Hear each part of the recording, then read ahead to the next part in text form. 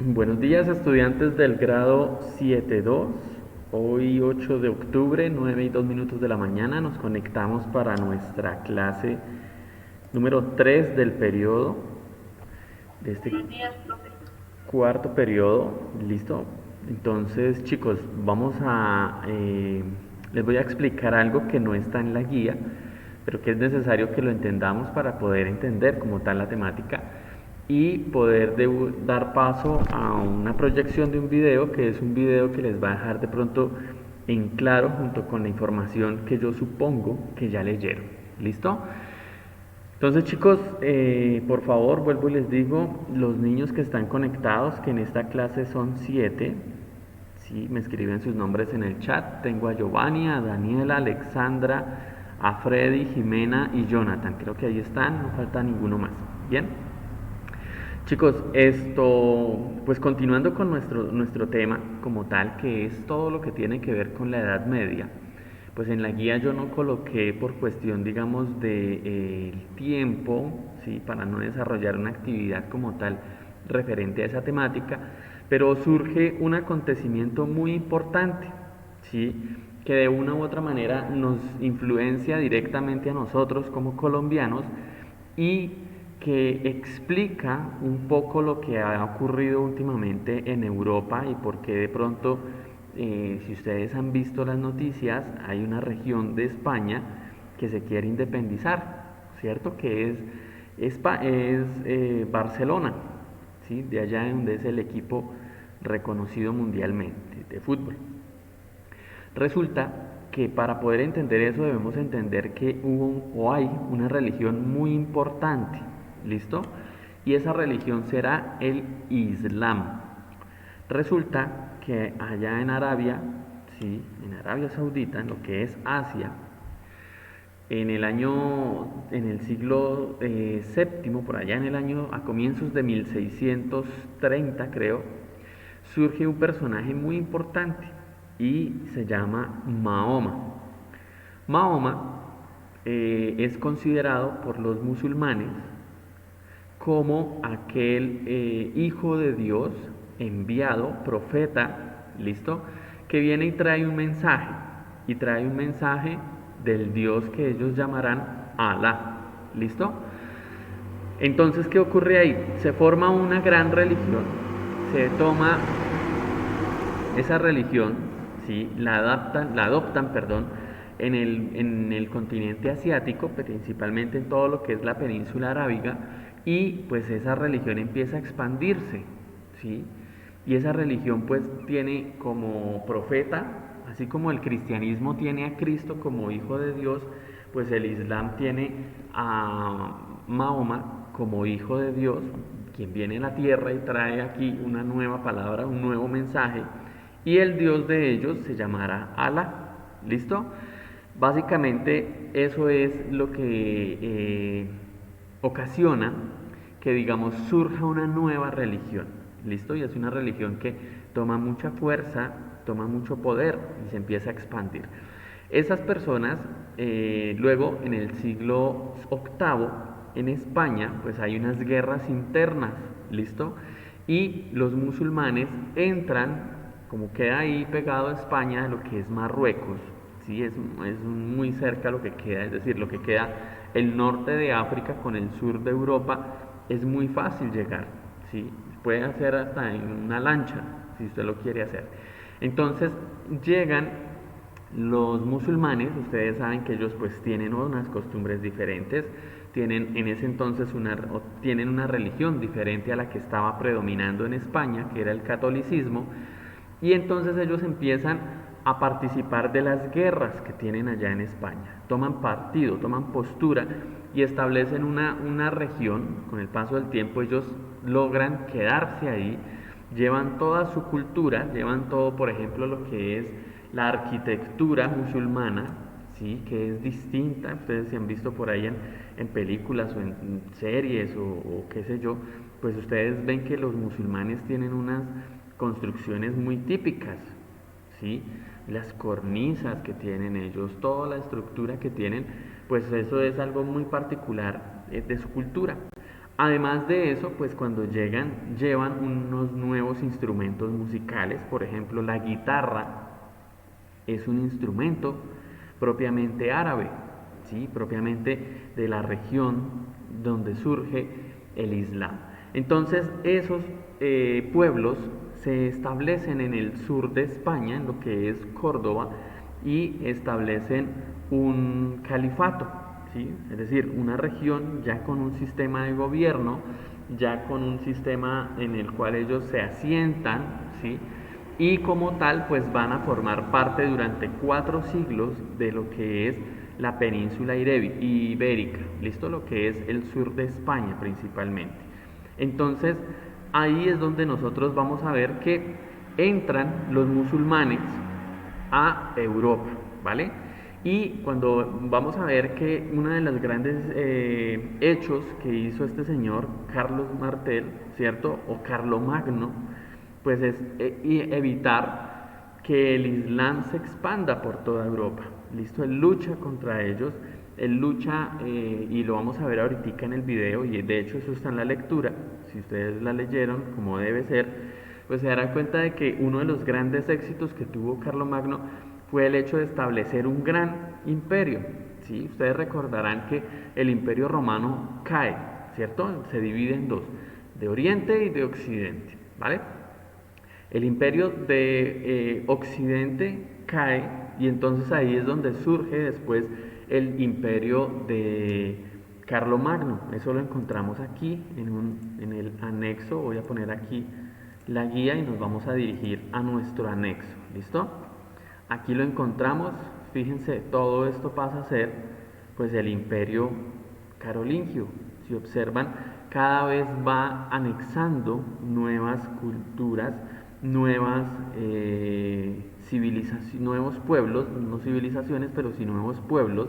Entonces ya se empiezan a establecer una serie de luchas entre los francos que encontramos aquí, ¿sí? Y vamos a ver cómo ellos, fíjense acá por ejemplo en este mapa, cómo son los territorios que él conquista. Conquista aquí la tierra de los sajones, ¿listo? Los sajones son un pueblo guerrero a lo largo de la historia, siempre han estado peleando, ¿listo? Y tienen que ver con lo que son los noruegos, la parte de los nórdicos, ¿listo? Los vikingos y demás. Además de eso, pues ellos establecen una lucha contra los lombardos, es decir, lo que hoy en día sería la parte norte de Italia, lo que es Milán y toda esa región, ¿sí? Eran pueblos que no estaban con el respaldo del papado. Y eso es muy importante. ¿Por qué? Porque, pues además de que observamos aquí, tenemos el califato de Córdoba, que es donde ellos se asientan los musulmanes. Vuelvo a retomar el tema de los musulmanes. Pues digamos, lo que es España, la península hispánica, ¿sí? O ibérica, que es Portugal, que queda aquí hoy en día, esto es Portugal y esto es España, ¿listo? Y aquí tenemos toda la región que tiene el conflicto de separación en España, que es Barcelona, ¿listo? Entonces observamos aquí en el mapa, ¿listo? Tenemos una serie de pueblos que pues serán pueblos que tienen cientos de años y que de una u otra manera todo lo que ocurrió en este siglo noveno, que es del que estamos hablando, siglo noveno, siglo X, pues tendrá repercusiones incluso hasta lo que es hoy en día, ¿sí? Nosotros no podemos entender, por ejemplo, una gran masacre que hubo, un genocidio como tal, que hubo en 1905 a manos de los turcos. O sea, los turcos cogen y hacen una masacre en un país muy pequeño que queda junto a ellos, que se llama Armenia, ¿sí? Así como nuestro departamento aquí. Entonces, Armenia, perdón, como nuestra ciudad, ¿listo? Armenia, pues es un pueblo muy pequeño, un país muy pequeño, y los turcos hicieron una masacre de miles de personas, ¿listo? Y ese tipo de problemas que son, fíjese, estamos hablando de hace 100 años, pero lo que ocurrió aquí fue hace más de 1200 años, es decir, las consecuencias que hoy en día tenemos pues tienen que ser entendidas desde esta raíz, desde este problema. Entonces tenemos aquí unos pueblos, ¿listo? Un imperio que se llamará carolingio, porque hace referencia a Carlo Magno. Entonces tenemos aquí los germanos, ¿listo? Tenemos aquí los francos, ¿vale? Tenemos aquí el pueblo lombardo. Si observan aquí tenemos a los musulmanes, lo que es España y Portugal. Tenemos a los británicos o a los sajones, ¿listo? Que son lo que será hoy en día pues Inglaterra, Gales, Escocia e Irlanda, ahí en la isla, ¿cierto? Lo que llamamos nosotros hoy en día Reino Unido, ¿listo? Tenemos a los eslavos, que serán los rusos, hoy en día, ¿vale? Y todos estos pueblos pues han convivido a lo largo de la historia entre guerras, ¿listo? Desde siempre, digamos, hasta hace relativamente poco tiempo, digamos, la Gran Guerra, que es la Segunda Guerra Mundial, pues es, digamos, el último conflicto a gran escala que hubo en Europa, donde prácticamente estaban unos países contra otros, pero esa historia se ha repetido desde siempre, ¿sí? Desde esta época que nosotros llamamos la Edad Media, desde antes si quiere con el Imperio Romano, pues siempre han estado en luchas constantes. Y eso es una característica que debemos tener en cuenta, ¿sí? Muchas veces nosotros escuchamos decir, no, es que antes el mundo era más pacífico, hoy en día es más violento. No, eso es puro cuento, eso solamente lo puede decir alguien que no conoce la historia, ¿sí? La humanidad siempre ha sido violenta. La humanidad siempre ha estado en guerras. Siempre se han matado a los niños. Siempre se han llevado niños para la guerra. Siempre se han violado a las niñas, a las mujeres. Eso siempre ha ocurrido, ¿sí? Lo que pasa es que pues hoy en día tenemos, digamos, los medios de comunicación y tenemos toda esa cuestión, ¿cierto? De redes sociales, y eso nos permite pues conocer muchísimo. Buenos días, Hamel. Sí, por ahí alguien más activó el micrófono y va a decir algo.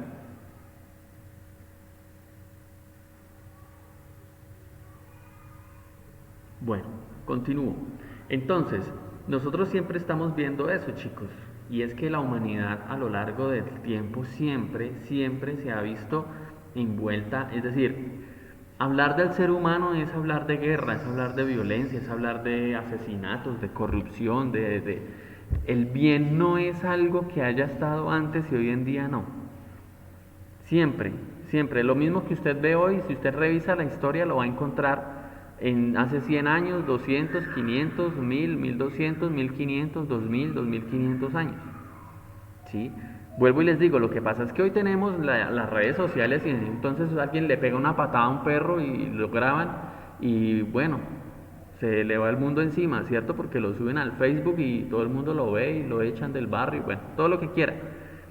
Pero desde antes, ustedes miren la Segunda Guerra Mundial, la gente se comía los caballos, los mataban y se los comían. O cogían en las guerras y llevaban esos caballos allá y pues en una guerra no se respeta nada, ¿no? Ni a nadie. Entonces todo eso era la historia, ¿no? Entonces por eso es que es necesario conocer la historia también, chicos. No solamente para creer que es que hoy estamos mal, pero hace 500 años estábamos bien. No, hace 500 años estábamos igual. Lo que pasa es que era de otra forma, ¿sí?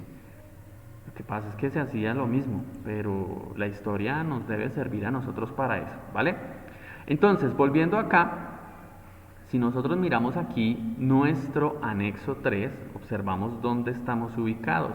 Fíjese que aquí entonces entra lo que será el Emirato de Córdoba. ¿Listo? Y esto es muy importante entenderlo, porque luego vendrá una guerra en España que será una guerra entre cristianos y musulmanes. ¿Listo? Tal vez la primera gran guerra entre ellos, y bueno, luego vendrá lo que son la guerra de las cruzadas, ¿listo? Que será entre cristianos y musulmanes, todo por reconquistar la ciudad de Jerusalén donde nació Jesucristo y dicen que era santa y bueno, ¿listo? Pero eso tiene otros intereses que probablemente veamos en la siguiente clase, ¿listo? Entonces, chicos, vamos viendo acá que entender esto, pues es entender algo muy importante, ¿listo? Entender esto es entender toda la historia actual de Europa. Pensemos lo siguiente, hoy en día el Papa es alguien muy importante, ¿sí? Para los católicos principalmente. Y no solo para ellos, sino porque pues el Papa tiene un gran poder económico, un poder político, ¿cierto? Si el Papa va y dice en una de sus misas o en una de sus reuniones que hace ahí en la plaza de San Pedro, va y le llama la atención a un presidente, pues se arma un escándalo, ¿cierto? Si va y dice que X presidente está violando los derechos humanos, pues en el mundo se arma un revuelo. Porque el Papa, a pesar de que cada día pues el catolicismo tenga una crisis, cierto que mucha gente ya no pertenezca al catolicismo, porque hay muchos escándalos que ustedes pueden ver ahí en las noticias y que no voy a tratar aquí por cuestiones de tiempo, pero sería interesante revisar. A pesar de todas esas circunstancias, pues el Papa sigue teniendo poder. Y el Papa sigue teniendo poder y gran parte de ese poder lo adquiere aquí con este señor, con Carlomagno, cuando lo corona y se establece una relación entre lo que es el poder político, que representado por el rey o el emperador, y el poder religioso, representado por el Papa, ¿sí? Entonces ahí es donde ellos dos se unen prácticamente y tienen un gran poder y un gran respaldo, ¿listo? Entonces ya se vuelve más difícil separar a la iglesia de lo que es separar el gobierno, ¿listo? Lo que es separar el Estado político, económico, en comparación con lo que es separar el poder religioso. Entonces aquí en este momento se establece una gran unión. Y algo de lo que va a desencadenar esto, pues es en lo que yo les indicaba hace un momento, en cómo se establece una guerra que se llamará la Guerra Santa. Eso será 3 siglos casi después de este personaje, pero es una consecuencia de eso, es una consecuencia de ese poder que tiene o que tuvo en su momento también, pues la iglesia y los diferentes reyes. ¿Listo? Entonces, chicos, preguntas hasta acá. Preguntas. No, profe, ninguna. Bueno, No, entonces profe, ninguna. yo supongo que ustedes, entonces les queda claro acá el tema. ¿Listo? Vamos a ver, chicos, un video dura 17 minutos aproximadamente, pero es un video que nos va a resumir muy bien lo que es el imperio que estamos viendo, ¿listo? El imperio carolingio. Entonces, chicos, lo voy a proyectar. Voy a cambiar aquí la pantalla. Lo vamos a poner. Buenos días, profe. Buenos días.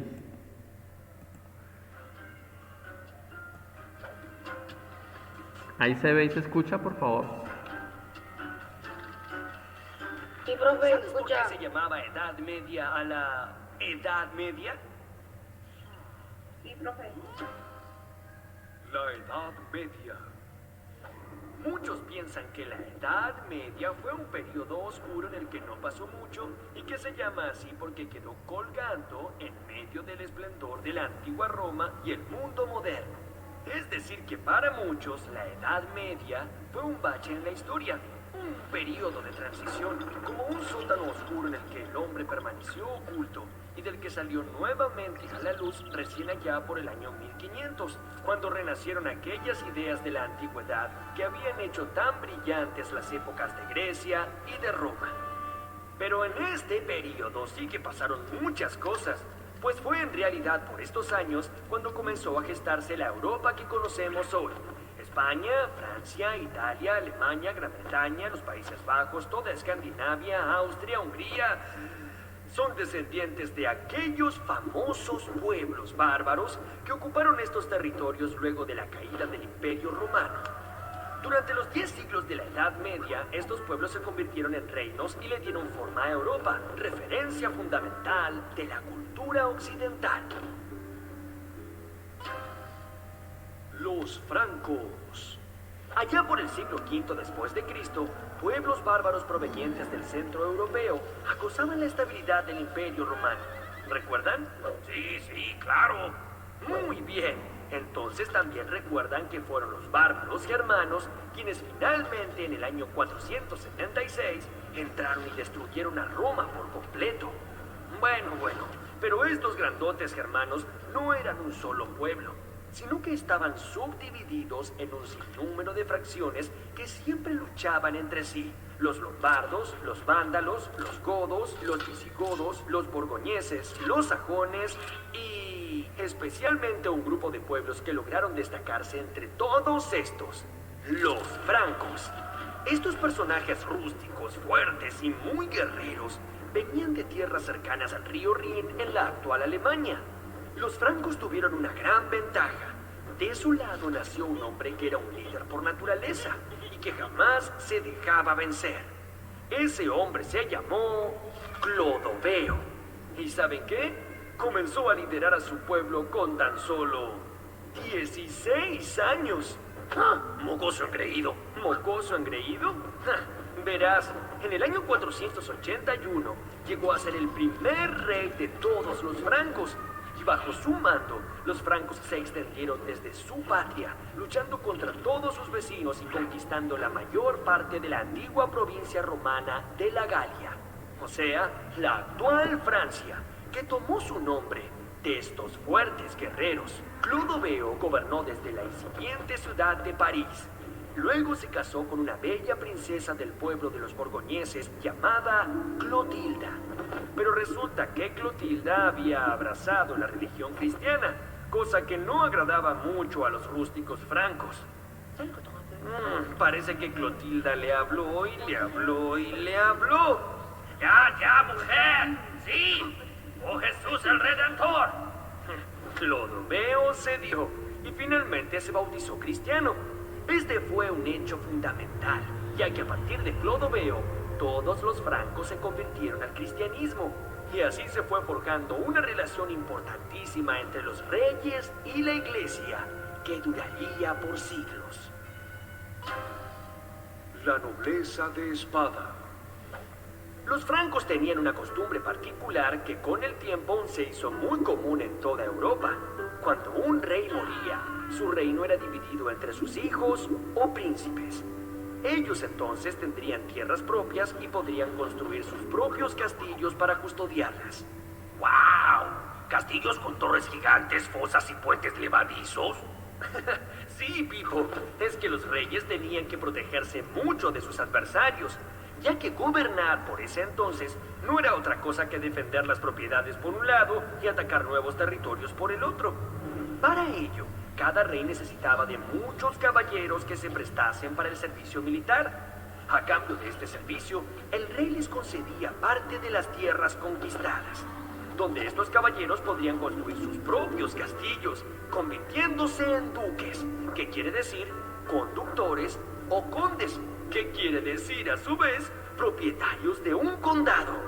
Fue así como los guerreros más valientes fueron adquiriendo propiedades que debían proteger en honor a su rey, a quien además le debían lealtad absoluta hasta la muerte. Ellos fueron la nobleza de espada. Gracias a la antigua costumbre de los francos, los hijos de los nobles heredaban esos mismos derechos, y al igual que sus padres, tendrían una porción de tierras que proteger. Esas tierras que circundaban al castillo y que eran llamadas feudos.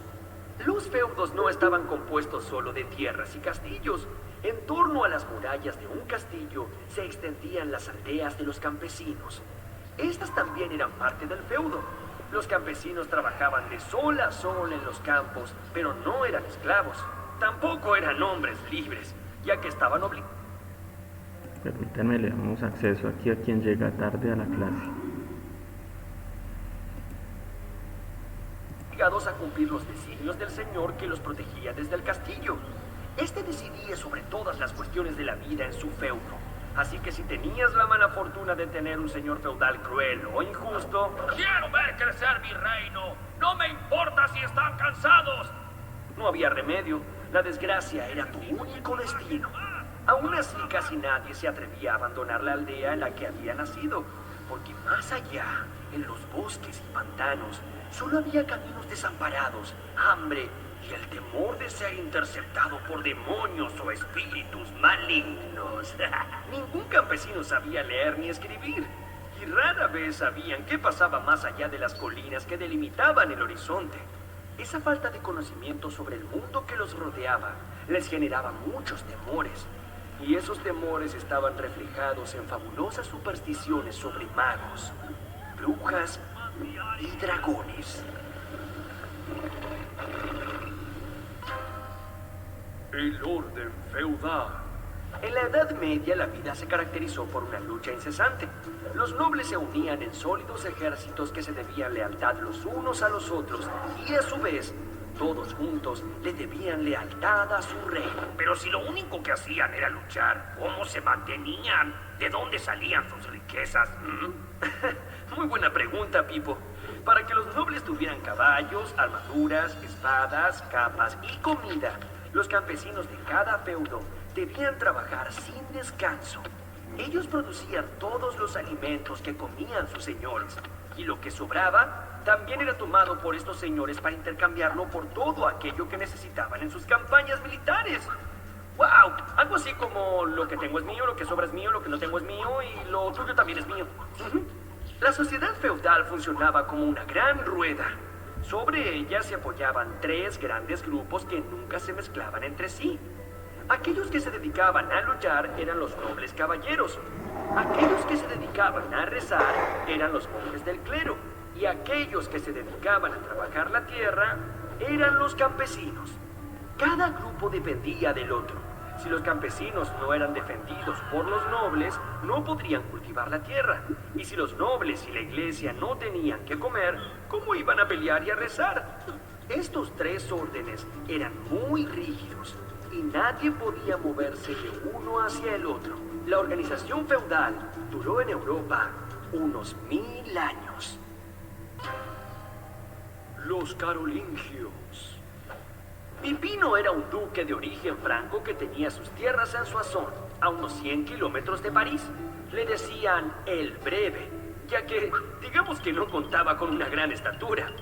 Este tal Pipino, el Breve, no estaba tan contento con sus escasas tierras. A pesar de su limitada altura, Pipino se sentía suficientemente grande como para convertirse él mismo en rey de los francos. Fue así que inició su plan. Pipino notó que el Papa de Roma, que era el jefe de la iglesia, tenía muchísima influencia sobre todos los cristianos del reino. Entonces mandó ejércitos a Italia para defenderlo de invasores y agresores, permitiéndole crear los estados pontificios, que eran algo así como el reino de la iglesia. En agradecimiento, el Papa Zacarías le dio todo su apoyo y en el año 754 fue coronado el nuevo rey de todos los francos. Pipino el Breve fue el padre de Carlo Magno. A diferencia de su padre, él era un hombre alto y robusto. Carlo Magno supo aprovechar la astuta alianza que su padre había entramado con el sumo pontífice de la iglesia cristiana. Entonces envió nuevos ejércitos a Roma, y estos hicieron aún más extensos y poderosos los territorios gobernados por el Papa. En retribución, el Papa nombró a Carlo Magno Romanorum Ecclesia Protector. Si no lo entendieron, fue algo así como protector de la iglesia de Roma. Con ese título, el gran rey de los francos se lanzó hacia el norte y hacia el sur, hacia el este y hacia el oeste, con el fin de conquistar, subyugar y cristianizar a todos los habitantes del continente europeo. Después de incansables campañas contra los lombardos, los sajones, contra los ávaros, contra los eslavos, contra los godos y contra los visigodos, Carlo Magno había logrado formar un gran imperio. Pero no fue tan solo un gran conquistador. Carlo Magno quiso unificar a todos los señores y aldeas de su imperio en una sola religión y bajo una misma cultura, basando su poder en el conocimiento. Carlomagno y las primeras universidades.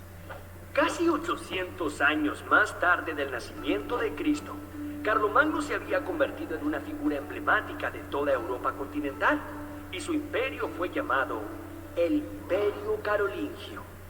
A pesar de ser un rey tan poderoso, Carlomagno no había ido a la escuela ni había tenido profesores durante su infancia.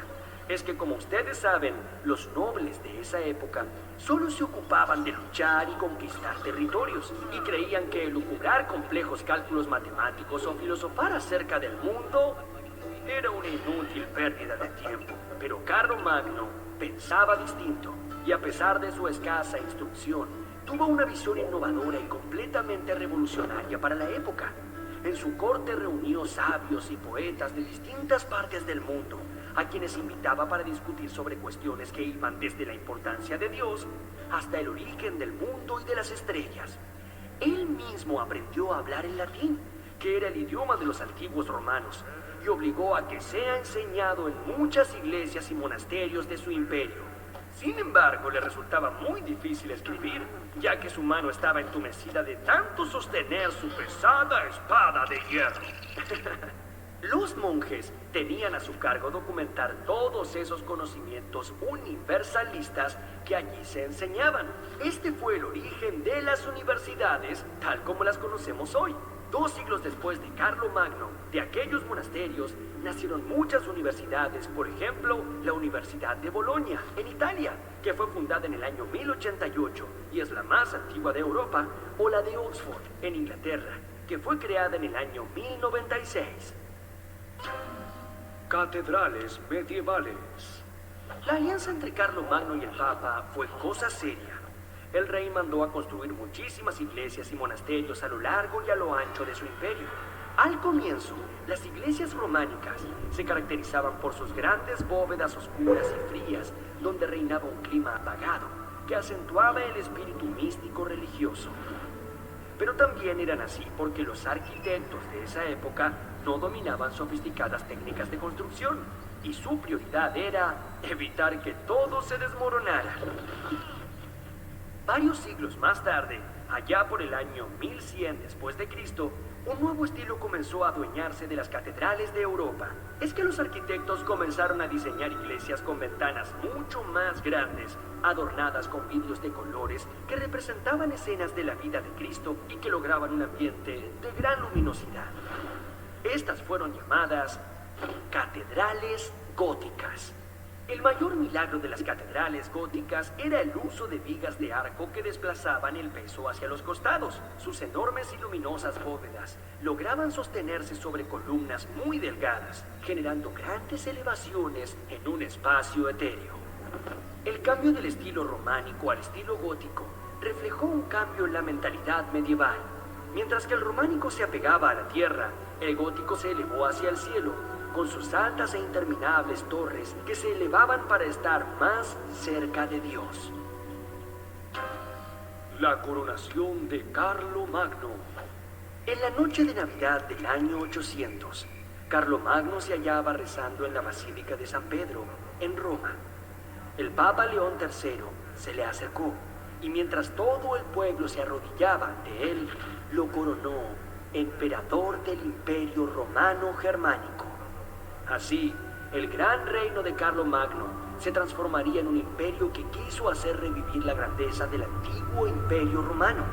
La enorme diferencia era que los soberanos de este imperio no eran romanos, sino germanos. Sí, aquellos mismos que siglos antes habían destruido a Roma, pero que ahora, con sus estratégicas alianzas con el Papa, habían decidido cristianizar y volver a unificar a toda Europa. Para mostrarle sus respetos al nuevo emperador, enviados de todo el mundo llegaron a la corte de Carlomagno. El gran príncipe musulmán de Oriente, Harún al-Rashid, le envió preciosos tesoros y, escuchen esto, hasta un elefante. ¡Arre, holgazán, arre! La inteligencia, la fuerza de voluntad y la superioridad con la que gobernó Carlomagno destacó a toda una época. Pero, desafortunadamente, todos estos logros estaban atados a su propia personalidad y se disolvieron poco después de su muerte. 14 años después de su coronación, en el año 814, el imperio fue repartido entre sus 3 nietos y pronto se descompuso en los reinos de Alemania, Francia e Italia.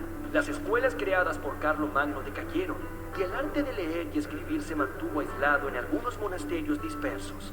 El Sacro Imperio Romano de la nación alemana, la gran obra de Carlomagno, no perduró por mucho tiempo. Y en los siglos posteriores, Europa volvió a caer en guerras e invasiones incesantes que imposibilitaron cualquier esfuerzo de unidad y crecimiento común. Este, que fue el principal objetivo de Carlomagno, sigue siendo hoy uno de los principales anhelos de todos los estados que componen a Europa en la actualidad.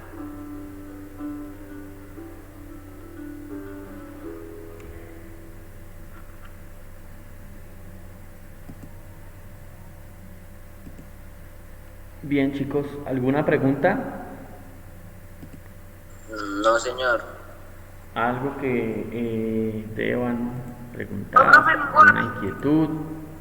¿Alguna, algo que decir? Bien, chicos, si no hay preguntas, si todo les ha quedado claro, entonces en la siguiente clase vamos a ver lo que es las cruzadas, ¿listo? Entonces les dejo ahí para que como debe ser, van a buscar qué son las cruzadas, en qué consistieron, cuáles fueron las causas, las consecuencias, ¿listo? Entonces ustedes que salen a vacaciones, pues, gracias, porque creo que alguien ha activado el micrófono. Bien, vamos a volver aquí a nuestra guía, ¿listo? Entonces vamos aquí a posarnos en la actividad número 2. Esta actividad número 2 me la van a entregar el martes 12, junto con la actividad 1. ¿Listo? Aquí les escribo y les voy a subrayar para que les quede claro. La próxima semana, a más tardar, no quiere decir que me la deban entregar el martes. Si usted la termina hoy, envíela hoy.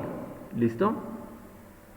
Yo sé que ustedes la otra semana van a estar diciendo que es que están en vacaciones y todo el cuento, ¿listo? Pero el hecho de que un estudiante esté en vacaciones no quiere decir que no tenga que estudiar, ¿vale? Profe, ¿será que me puede repetir? Es que el internet me falló y me sacó. Listo, sí señor. Entonces, van a entregar para la próxima, el próximo martes 12, ¿listo? Es decir, este martes que viene, me van a entregar la actividad número 2 y la actividad número 1. Esa actividad número 1 fue la que dejé en la clase anterior, que no les había dicho la fecha que debían hacer, es esta.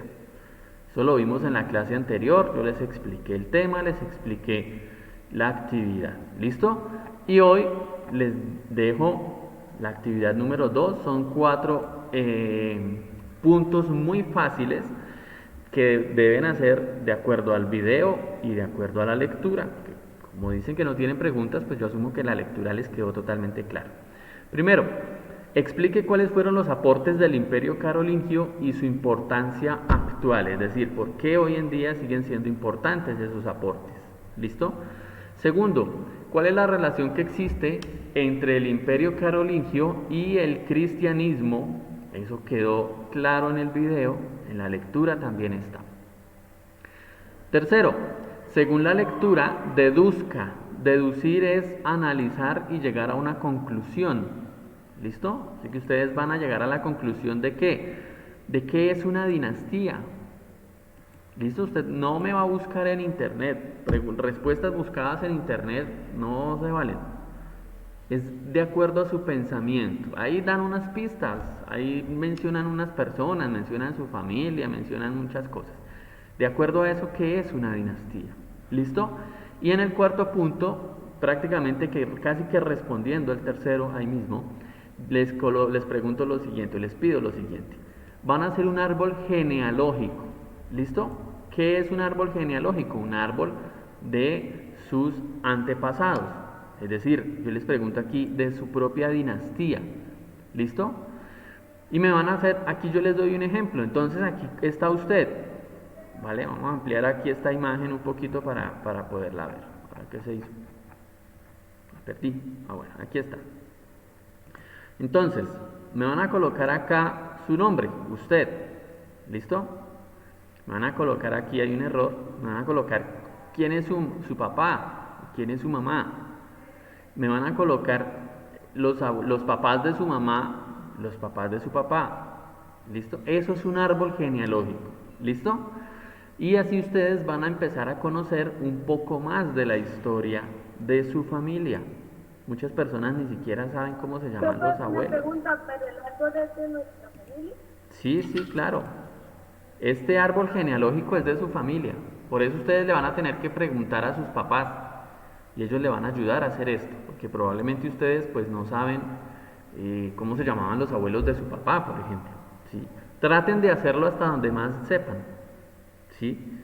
Si usted sabe cómo se llamaba el abuelo de su abuelo, pues genial, porque entonces quiere decir que usted tiene por lo menos allá en sus registros familiares, pues estamos hablando ya de 5 generaciones atrás. 5 generaciones atrás fácilmente son gente que vivió hace 180 años. ¿Sí? Entonces eso se llama un árbol genealógico. ¿Listo? Y ustedes van a hacer uno. Así como si se dan cuenta aquí en nuestra guía, pues aquí hablamos de varios, ¿no? Entonces hablamos de, por ejemplo, Merebeo, quien fue el papá de Clodoveo, quien fue, ¿listo? Esto es un árbol genealógico aquí, fíjese. Aquí lo está escrito, es decir, quién era el papá del papá del papá del papá. Yo aquí les estoy pidiendo en la guía es que ustedes me digan, pues, la misma información, pero de acuerdo a ustedes. ¿Listo? Entonces, por ejemplo, yo me llamo Ricardo. Una pregunta, pero si uno, aquí los papás uno no se acuerdan el nombre de los Por eso es papás. necesario que usted le pregunte a sus papás. Si usted le pregunta a su papá, de pronto usted no sabe cómo se llamaba el abuelo de su papá. Pero yo sí, si usted le pregunta a él, pues él de pronto sí sabe cómo se llamaba el abuelo. Y si usted tiene abuelos, pues pregúntele a sus abuelos cómo se llamaban los abuelos de ellos, a ver si se acuerdan. Traten de hacer un árbol genealógico amplio. Por ejemplo, Profe, sí, yo no tengo abuelos por parte ni por parte, o sea, no tengo abuelos ni por mamá ni por papá. pero de seguro que sí tiene. Es decir, en la medida en que su papá debe saber cómo se llamaban los papás de él. ¿Cierto? Ah, pues, sí. Eso es lo que yo les pido. Yo no les estoy preguntando si están vivos o no. Porque eso no es un árbol genealógico. Un árbol genealógico es saber cómo se llamaba. Por ejemplo, yo hago aquí el mío. Lo voy a hacer rápidamente. ¿Sí? Yo coloco acá, yo me llamo Ricardo Rueda. Mi mamá se llama Cristina Gutiérrez. Mi papá se llama Ricardo Rueda también. El papá, entonces aquí sería mi abuelo. Mi abuelo por parte de mi mamá se llamaba José. Mi abuela por parte de mi mamá, es decir, la mamá de mi mamá, se llama Luisa. Por parte de mi papá se llamaba Félix, mi abuelo. Por parte de mi mamá, de mi papá, es decir, mi abuela por parte de mi papá se llamaba Rosa, ¿cierto? Y yo empiezo aquí. Por parte de mi mamá, mi abuela se llamaba Zoraida. Por parte es decir, la abuela de mi mamá se llamaba Zoraida. El abuelo de mi mamá se llamaba Nabor. ¿Sí? Y empiezo, hasta donde sepa. ¿Sí? Sería muy bonito y esto es muy interesante, chicos, porque ustedes a lo mejor si logran recaudar una información, de pronto usted todavía es un niño y dice, eso para qué me va a servir. Pero cuando usted ya sea un tipo de mi edad, ¿sí? Casi a los 40 años, pues usted se va a dar cuenta que usted va a tener hijos y de pronto es bonito contarle esa historia a sus hijos. Que su hijo sepa cómo se llamaba su bisabuelo. Por ejemplo, yo sé que uno de mis bisabuelos fue alcalde de un lugar que se llama El Guamo, en el Tolima, hace más de 100 años. Eso me lo contó mi abuelo. Mi abuelo ya se murió. ¿Sí? Y entonces uno dice, hombre, qué chévere saber quién era esa gente, ¿no? Por lo menos saber qué hicieron. Entonces, por lo menos está el registro. Yo no tengo este árbol genealógico muy grande en mi familia, pero si uno se pone y lo hace, pues va a poder por lo menos dejarle a sus hijos o a sus nietos, aquí en 30 años, en 50 años, cuando ustedes tengan 60 años, pues le van a contar a sus abuelos esa historia, ¿sí? Y sus nietos van a poder saber quiénes fueron sus papás, quiénes fueron sus abuelos. ¿Listo? Entonces traten de hacerlo. Yo sé que no es fácil, pero si usted tiene a su papá, pregúntele cómo se llamaba el papá de él. Y pregúntele cómo se llamaba el abuelo. Y pregúntele lo mismo a su mamá. ¿Sí? Traten de hacer un árbol genealógico grande. Yo sé que no es fácil porque muchas veces de esto, si sus abuelos se murieron, pues cómo le preguntamos, ¿cierto? Pero por lo menos a sus papás, ellos sí saben. ¿Listo? ¿Claro? Profe, ¿y cómo hago yo que tampoco tengo contacto con mi papá? Bueno, pues si tiene un tío, si no tiene, pues sencillamente coloque ahí que no conoce la información. Entonces hágalo por su mamá, ¿sí? Si usted solo tiene contacto con su mamá, pues y no con su papá, pues hágalo por parte de su mamá. Dígame cómo se llamaba la mamá de su mamá, cómo se llamaba el papá de su mamá, cómo se llamaba la abuela de su mamá, cómo se llamaba el abuelo de su papá, de su mamá, ¿sí? Traten de Bueno, hacerlo, profe, pues, no se compliquen, esto no es tampoco difícil. Digo que no es fácil en la medida que pues no es fácil conseguir mucha información, ¿sí? Pero si usted tiene a sus abuelos, por ejemplo, pregúnteles a ellos. Ellos se deben acordar, a no ser de que tengan de pronto sí, ya... profe, yo sí los tengo. Bueno, entonces usted... Profe, yo voy a hacerlo de mi papá por el lado o hasta donde mi mamá sepa. Sí, exacto, no hay problema. No hay problema. ¿Vale? Eso no es tan difícil, ¿listo? Entonces, chicos, ya saben, para este martes, a más tardar, si lo puede hacer mañana, hágalo y envíelo. Si lo puede hacer hoy, haga y envíe. Yo supongo que la actividad uno ya está hecha. Profe, y el martes hasta qué hora hay clases. El martes, todo el día. Si les digo que lo envíen a la 1, he recibido correos a las 12 de la noche. A la 1 de la mañana recibo correos. Entonces, el martes, tienen todo el día. ¿Listo?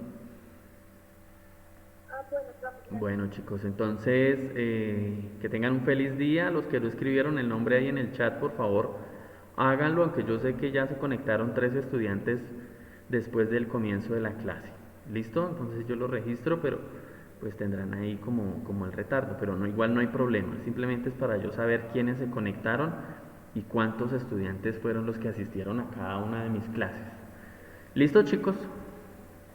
Entonces, que tengan un feliz día, disfruten de sus vacaciones, descansen, pero los estudiantes que tienen por ahí que presentar tareas, trabajos, pues las vacaciones no es solamente no estudiar, las vacaciones es estar pendiente también, dedíquenle el tiempo a lo Ponerse que al tienen día. que hacer, exacto, pónganse al día. Ya nos quedan a nosotros, nos quedan 3 clases. Ya está, se acabó, ya nos quedan, vienen las vacaciones, es más, creo que 2, ¿vale? Porque vienen 2 semanas de noviembre, la primera semana creo que pido por ahí autoevaluación y se cierra el periodo y se acaba el año, ya quedan solamente recuperando los que pueden recuperar, ¿sí? Los que recuperan el Profe, cuarto ¿y periodo. vamos a volver a ir al colegio? Pues nena, yo no le puedo dar esa información, sí, porque eso pues no depende de mí. Eso ya depende, digamos, en gran parte de la alcaldía, en gran parte de las directivas del colegio. Entonces yo no puedo decirles que sí, pero tampoco les puedo decir que no, ¿vale? Depende qué pase, depende que ustedes saben que el problema que tenemos aquí es que no haya quien les haga aseo a los salones como tal, porque pues son muchos salones y además contamos con 2 sedes, lo que es primaria y lo que es el colegio como tal. Entonces, hacerle aseo pues implica hacer desinfección, limpiar los baños con cloro, es decir, es mucho trabajo y no hay quien lo haga, ¿no? Entonces, eso depende desde la alcaldía. El colegio no puede contratar personas. El colegio no le puede decir, vengan, yo le pago a una señora que haga esto, ¿vale? Eso legalmente no se puede. Entonces, pues es una problemática ahí que también tiene que ver mucho con la alcaldía, ¿vale?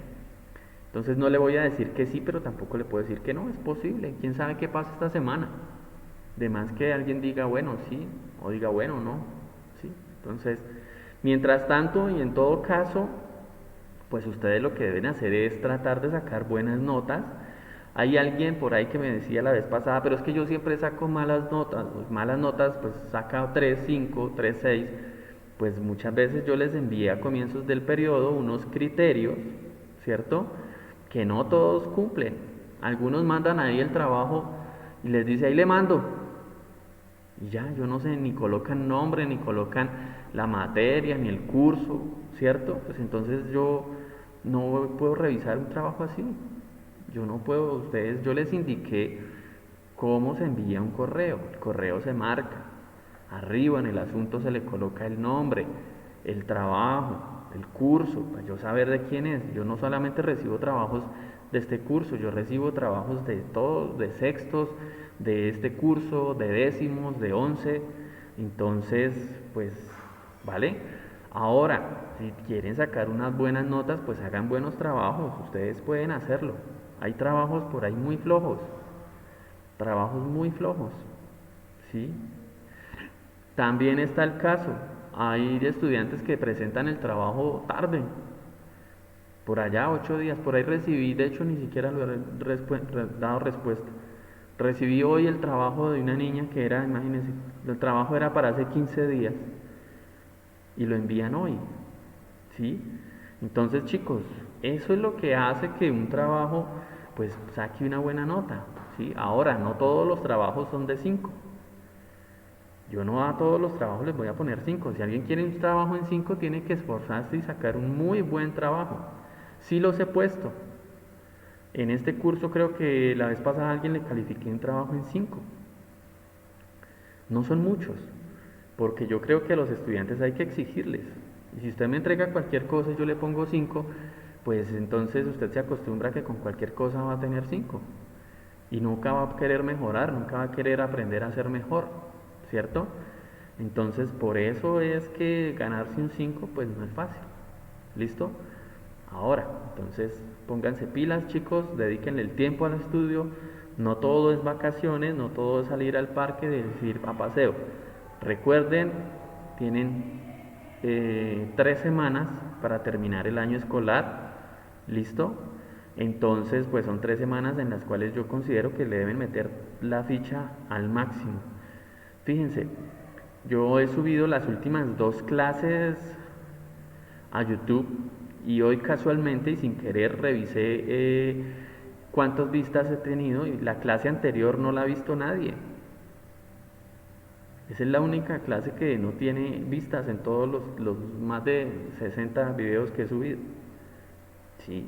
¿Qué quiere decir? Que solamente los chicos que estuvieron en la clase tuvieron el conocimiento ahí. Es decir, los que no se conectan no están viendo los videos. A mí me da igual. Yo ni me voy a trasnochar, ni voy a sufrir por eso. Yo trato de hacer lo mejor posible, trato de que el tema quede lo mejor, lo más claro posible. Por eso les pongo videos, por eso en algunos cursos les he puesto canciones, para que traten de entender. Las guías busco que sean las lecturas las más sencillas, las más concretas, ¿sí? Pero si los estudiantes no se conectan y pues cuando no se conectan ni siquiera ven el video en YouTube, pues bueno, ¿cierto? Entonces, bueno, igual yo veo que aquí están conectados siempre los mismos, entonces por eso les pido la asistencia, para yo saber quiénes se conectan y al final pues yo tendré eso por ahí pendiente en la autoevaluación y todo eso. ¿Listo? Bien, chicos, éxitos, les deseo lo mejor, que tengan un feliz día. Recuerden actividad 1 y actividad 2 a más tardar el martes 12 de octubre. ¿Listo? Que tengan un feliz día, muchachos. Éxitos para ustedes y sus familias. Bueno, éxitos. Chao, profe.